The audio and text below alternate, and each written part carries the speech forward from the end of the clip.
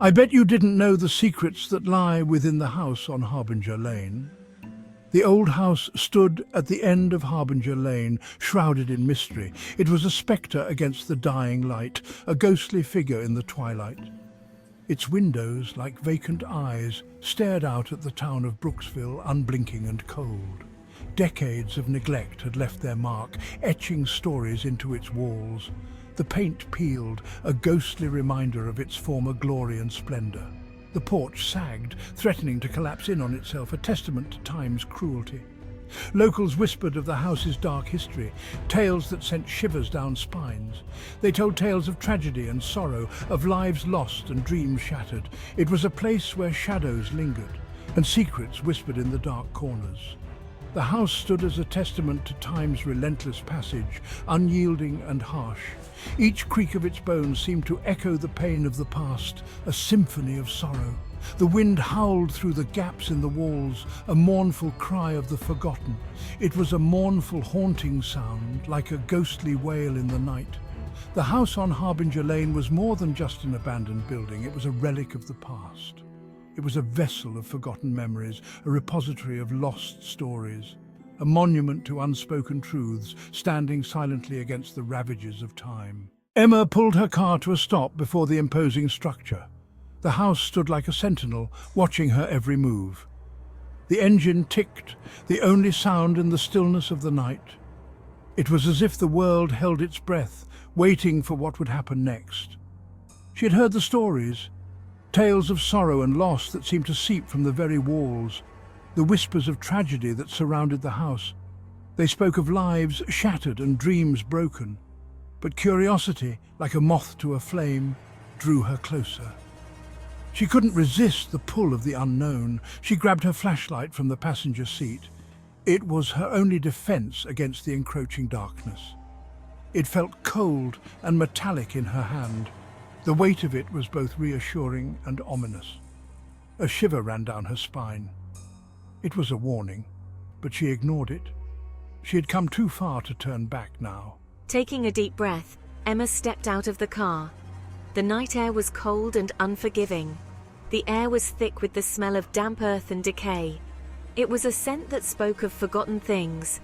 It clung to her like a shroud. The mist wrapped around her, making her feel both protected and trapped.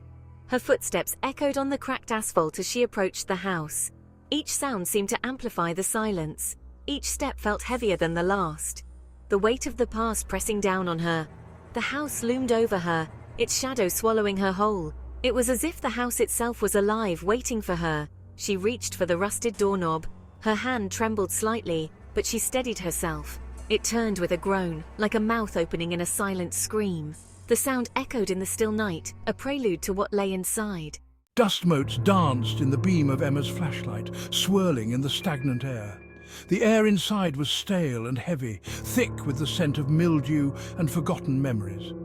It pressed against her chest, a weight that seemed to grow with each step she took, making it hard to breathe. The house felt alive, as if it were watching her every move, but it wasn't a welcoming presence. It felt oppressive, sinister.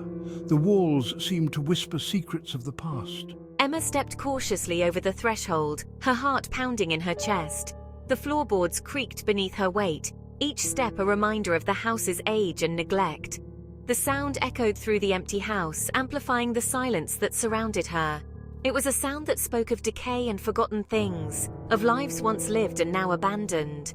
Emma moved deeper into the house, her flashlight casting eerie shadows on the walls. Each room was a mirror of the last, a never-ending maze of decay and darkness. Cobwebs draped everything like macabre decorations, adding to the house's eerie atmosphere. Furniture lay shrouded in dust, untouched for years, perhaps decades. Time had stopped in this place, leaving it frozen in a moment of perpetual decay. Frozen in a moment of perpetual decay, as if the house itself had given up on life. As she walked, Emma thought she heard something, a faint noise that sent chills down her spine. A whisper, faint and indistinct, like a voice carried on the wind. She stopped, holding her breath, listening intently for any sign of movement. The sound came again, more distinct this time, like a soft murmur. A soft sigh carried on the edge of her hearing, almost like a breath from the past. It seemed to come from the shadows themselves, as if the house was trying to communicate with her. Emma continued her exploration.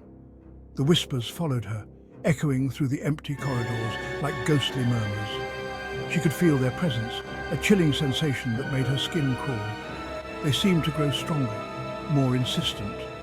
The whispers were no longer just background noise. They were a symphony of fear, growing louder with each step she took. Sometimes she could almost make out words, whispers of names, of pleas for help. They swirled around her, creating a vortex of despair that threatened to pull her under. Pulling her deeper into the house's embrace, the shadows seemed to reach out, wrapping around her like a suffocating blanket. Fear, cold and clammy, tightened its grip on her. She could feel it in her bones, a paralyzing dread that made her limbs heavy and her mind foggy. Her heart pounded against her ribs, each beat a desperate plea for escape.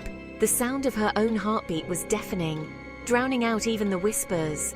Each creak of the house, every rustle of the wind against the windows, sent her pulse racing. The house seemed alive, a malevolent entity that thrived on her terror.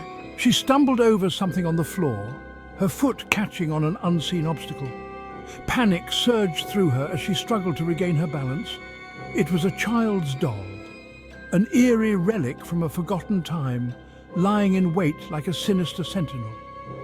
Its porcelain face was cracked, a web of fractures that seemed to form a grotesque smile. One eye dangled precariously from its socket. Emma recoiled, a shiver running down her spine as she backed away. The whispers seemed to intensify, growing louder and more frantic. They were no longer just whispers. They were screams of agony and despair. As if feeding off her fear, the shadows seemed to pulse with a life of their own, growing darker and more oppressive. They were all around her now, closing in. The air grew cold, a frigid breath that seemed to come from the very walls. A bone-chilling cold that seemed to seep into her very core. It was a cold that spoke of death, of things long buried and best forgotten. It was a cold that spoke of something unnatural, something evil. Emma knew she had to get out, but the house seemed determined to keep her within its grasp.